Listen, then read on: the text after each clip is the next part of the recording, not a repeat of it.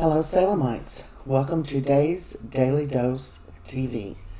Going to be covering what went on Days of Our Lives this week from July 17th to July 21st, today, Friday. So what's popping in Salem?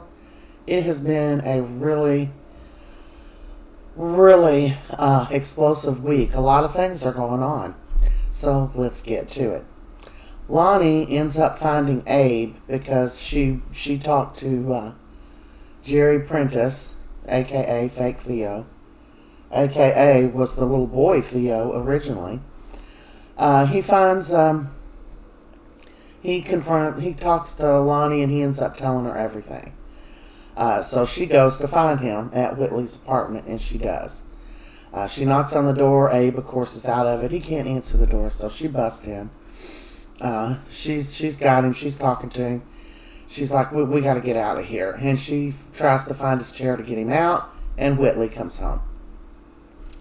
Whitley had just been at the hospital to give Kayla her resignation, and she was talking to Patch there, and she kind of threw Jerry under the bus. She told him that she thought he might know something because he was lurking outside of Abe's doorway the day that Abe disappeared. So that's what made them go find Jerry. And she was saying, I hope he got out of town, but by the time they got to his apartment, he was gone. Okay, so Whitley comes in, she catches Lani. They have words, and she says, "You're not Paulina, and I'm his daughter, and I'm taking him out of here." And she said, "I can't let you do that." And she ends up, again, sticking her in the neck with some type of sedative and gives Abe a new one, too. And they're both just... This is sad. It's very sad to see them in this situation. And I do want to say that in my scanning of the different groups for Days of Our Lives, there's somewhat like a million of them on Facebook and different places, and absolutely every single fan is just disgusted with the whole Abe storyline. Nobody likes it. Everybody thinks it's stupid. They're fed up with it, along with some other things, but I try not to focus on the negative because I enjoy it. I enjoy it a lot. But the Abe story is stupid, but it's all coming around a little bit, so maybe it won't be quite as stupid as we've thought it was. So there they are, and she's just talking to him like, oh, we're just one little happy family, and they're not. And Abe, he just doesn't know what's going on. Okay, Rafe goes to pick up Lani at Paulina's because he took charge of her since Eli had to go on another job. Paulina was like, she's not here, Rafe, and I don't know where she is. So Paulina and Rafe start to get very worried, and they're worried something's happened to her because she knows how serious it is for her to get back, to prison. They let her out for her father's funeral. So they go to look for her. They go to the park and to the pier. Patch and John, they go on trying to find Jerry Prentice. When they get to his apartment and he's gone, they think that they may be able to catch up with him in California and LA. They're just going on a hunch that maybe he's returning to acting. So they're going to head down there and wait to see if he gets off the bus. That's where he's going. Brady, he goes to see Kristin, and he's got some papers for her to sign about them sharing custody. You see, Kristin had kidnapped Rachel last week, and she claims she doesn't have her, but she did tell Marlena that if Brady would revisit that custody situation, she could get Rachel back. So, of course, we know that she has Rachel. We've already seen her there in the DeMare mansion dressed up as a little poopy dog. So Brady's just furious, and he goes, and she's like, oh, okay, well, I like this. She reads the papers, and then she signs them, and he takes them, and he just rips them up, and he's so angry at her. He is all in her face, and he pulls a gun out on her, and he's just hysterical, and he's yelling at her. I don't know if he's trying to just scare her or what, but he's like, he's at his wit's end. So he's got the gun right up in her face, and he said, I should just kill you right now. And she's screaming, no, Brady, don't. And Rachel comes out of the little secret pathway there. Daddy, no. And she's screaming and crying. Kristin is screaming and crying. And, he ends up taking Rachel and taking her home. And she's just having a fit, Rachel. So, this was all a real bad situation. And I was very aggravated at Brady because somewhere in his thick head, he's got to realize that Rachel loves her mother. She's made that clear. It does not matter to her what kind of crimes her mother has committed. She still loves her mother. And that's what people, even not in a soap opera, don't realize about their kids. Well, I'm not going to let your daddy see you because of this. The kids don't care about that. They want that time, those moments with their other parent that they will never be able to get back. So I was real aggravated at Brady, the whole situation. Alright, so we move on to Tuesday, July the 18th. Rachel ends up calling the cops on Brady and telling them that he held a gun on her mother and threatened to kill her. So Jada comes over to the apartment. Did you hold a gun on Kristin? And she ends up arresting Brady. Of course, he gets out on bail. But, yeah, he deserved it, too, not to get out on bail. Kristin sees Leo sneaking out of the mansion. And she's talking to Dimitri, and then she tells him, she saw him. And he's like, so can I count on you to keep this, quiet? And so Kristin says she'll keep quiet, but he's going to have to share some of his inheritance with her. Because, Kristin, she don't do anything without getting something in return. And that's what she said about Rachel being kidnapped. She said, so what's in it for me if I tell you where Rachel is? Nothing, if he doesn't visit the child support arrangement. So, she's out for something. And she's got to look out for herself. Nobody else is. Nobody else is trying to help her. Kristin makes that deal with Dimitri. Leo and Dimitri are busy loving it up. She sees Leo sneaking out, but what's her name? Rachel already had a little peekaboo in their room and seen them kissing and stuff, so she already told Kristin about it. Stefan and EJ decide to call a truce because they're concerned with having to keep an eye on Dimitri, maybe getting him out of the house, keeping an eye out for Megan, and having each other's backs. So they both agree to that, although they both are hesitant.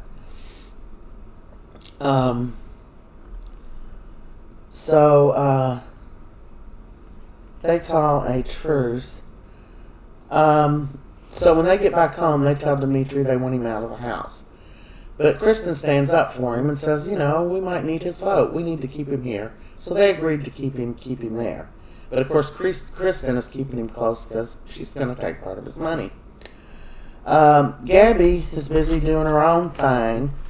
She goes over to visit Lee Chin and she takes a gun.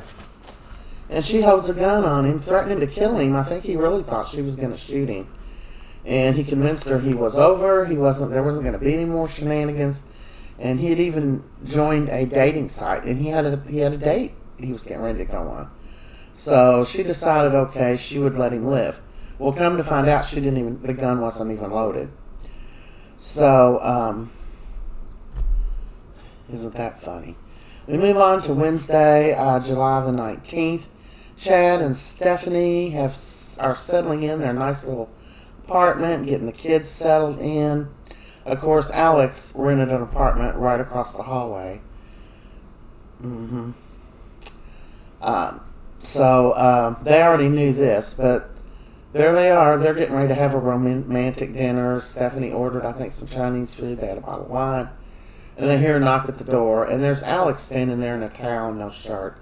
And he's asking them if he can use their shower because his water's not working or something, and he can't get a repair person until in the morning. He has an important meeting, blah, blah, blah. They didn't want to, but Stephanie said, go on, you've got like 5 minutes. So, anyway, Stephanie said, I'm sorry about this. When he's done, she said, we'll just rush him out of here, and it's not going to ruin our night. And so she goes on and starts taking the food out and pouring their glasses of wine. So he comes out, and he's like, well, thank you guys. I'm going to head back over there. And he's like, oh, whatever the name of the restaurant was, Pugaba. I don't know what it was. He said, oh, I love their food. And he goes right over and picks up an egg roll and starts eating it. It was so rude and such a little prick move. He was very obnoxious, and then he said, oh, man, y'all mind if I have dinner with you? He was being intrusive and rude, and it's really annoying me, and I'm getting to where I don't like Alex much anymore. Not just because of this, because of a lot of his recent behavior. So he did that on purpose just to be annoying, and it pissed me off. Just like it did Chad and Stephanie. So they finally got him off. Let's see. Bonnie is, her and Justin are milling around the house, and she's having a hard time keeping her mouth shut about Sarah's baby. Well, first of all, she shouldn't have to. But she is, and she just acts like, she's got this uncontrollable, and she lets little stuff out, and they're still talking openly when anybody could overhear them. And of course, Maggie overhears them saying something about Sarah, and she's asking them questions, and well, what does that have to do with Xander? It's all going to come out. Because Bonnie's just, nobody's really got that big of a problem keeping a secret, doing all these little silly things they've got Bonnie doing, so that's very annoying to watch that. She made up a lie and said that Sarah was dating Rex and didn't want Maggie to know, so Maggie fell for that. Xander brings home a dartboard for Chloe. It's wrapped up. So they play darts, order pizza, and pretty sure they went downtown. Poor Chloe, man. Xander and Sarah are going to get back together when he finds out she's having his baby. So, Stefan goes off on Gabby for doing all these gung-ho moves she does. And she's like, well, I'm not going to let anything happen to you. I'm not going to go through that again. He said, Gabby, you got to watch out for yourself. I don't want anything to happen to you. And you keep taking all these chances. So she acted like she understood, but we shall see. Okay, so Thursday. Nicole and EJ are getting ready to have a sonogram tomorrow, which was today. And, of course, they didn't show that today. And they could find out, if they wanted to know, the sex of the baby. Nicole says she doesn't want to know, but EJ does. So we'll see what happens with that.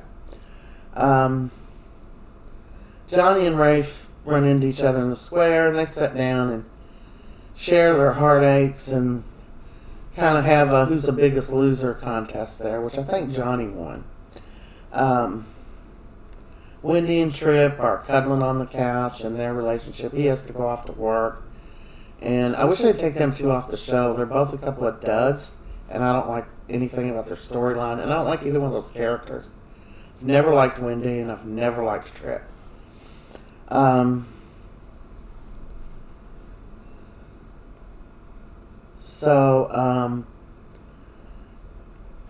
Lee goes on. He has his blind date. He goes to the restaurant, and who is his blind date?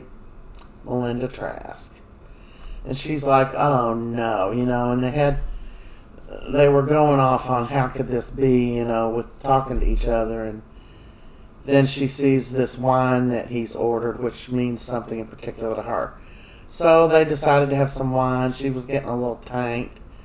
And then the next thing you know, she's recording him, trying to get him to set himself up, and he gets mad and leaves, but I think there's definitely a spark between them two.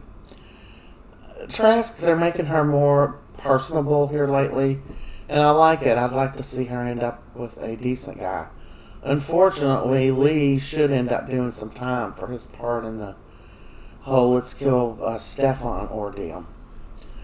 Okay, Sloan comes home. She didn't know Eric was at her apartment. She's talking to her brother on the phone. And she's like, no, Eric's in the dark, because he was asking her if Eric knew that he might still be Nicole's baby. So then Eric was asleep on her bed, and she's like, so who were you talking about, and what am I in the dark about? So she ended up telling him that she was a couple of days late, and she might be pregnant. So she's like, but sometimes, I go a couple of days. I am a couple of days late, so we'll just wait and see. And he's like, all gung-ho, I'm going to go to the drugstore and get a pregnancy test. And she said, it's probably too early, Eric. It's probably not going to register. We need to wait a couple more days. He said, either way, it doesn't hurt to check. So he goes, gets one, brings it back, and guess what? They're pregnant.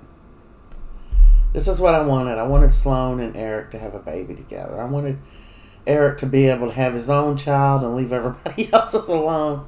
And Sloan, she just needs her own little family. So I hope Eric doesn't get back with Nicole. She's had her chances, man. All right. Now we're going to get into Friday. So there was some big things that happened. Sloan is pregnant.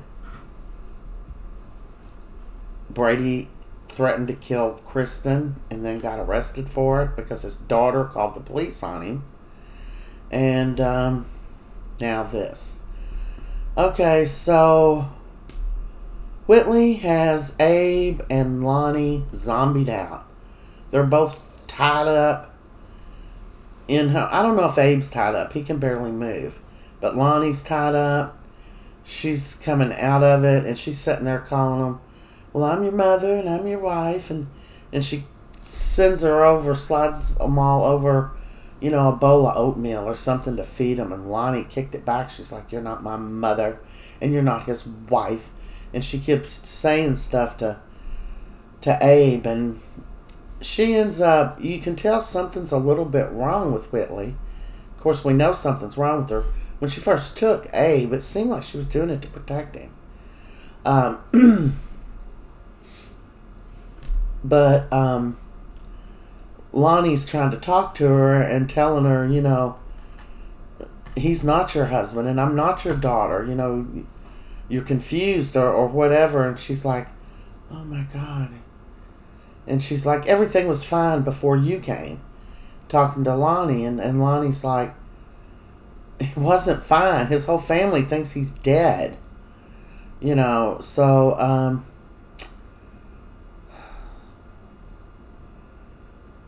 Whitley makes the decision, it looks like, to kill Lani. That she just doesn't have any choice. So she shoots her in her neck, and while she's shooting her and Lonnie's screaming, Abe's screaming too, don't do that. And then a little bit later, at the end of the show, we see they find Lani on the pier unresponsive. So I'm pretty sure she was trying to just kill her. And she's telling her when she's giving it to her, I didn't want to do this. And if you just close your eyes and go with it, it won't hurt. It'll be over so quick. John and Patch track down Jerry in L.A., while Rafe and Jada continue to worry and search for Lani. And plus the FBI dude come to pick her up. And he just told Rafe and Jada he would help them try to find her. And they decided to track her ankle bracelet. John and Patch track down Jerry, and he ends up telling the truth. How it was Nurse Whitley. And John's just wanting to rip Jerry apart. And really, he just got kind of roped into it innocently, although there was a point he should have gotten out and got help, but really, he shouldn't get charged with that much, I wouldn't think. And let's see, yeah.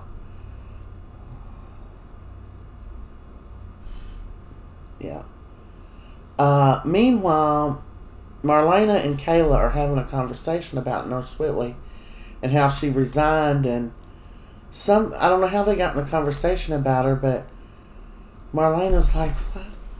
Marlena then vaguely remembers that she treated Nurse Whitley once. And it was when she was under the guise of the devil. So she's like, oh, no telling what I told her. So Marlena pulls up her records, and this is what we finally learn about Whitley Kane, RN. So Whitley, apparently, her husband and her cats, she was married, and her husband died. Her husband and her cats had some kind of altercation. They were having trouble with heat in the house, and something to do with the heater, and it was a gas heater. Something malfunctioned, and when she came home, her husband and her 2 cats were dead. So she blamed herself for their deaths, and she had to go through a lot of therapy for this. And Kayla and Marlena were talking about, do you think just seeing Abe and stuff and him being confused just kind of triggered something with her or something? So they're figuring that out, and that is the story on her. You know, we've wondered all this time, well, what does she want? What is her problem? You know, why is she doing this? Well, we think obviously she's got something wrong with her. But like Kayla was saying, she'd worked at the hospital for 15 years. She had excellent references. And then she did remember back when her husband died, what an ordeal it was. So at the very end, they get a location on Lani's ankle bracelet, and they go to the pier, and she's laying there unresponsive. And that is how it went off today. Today, Friday, July the 21st. If you haven't subscribed, subscribe. And have a great weekend, everyone.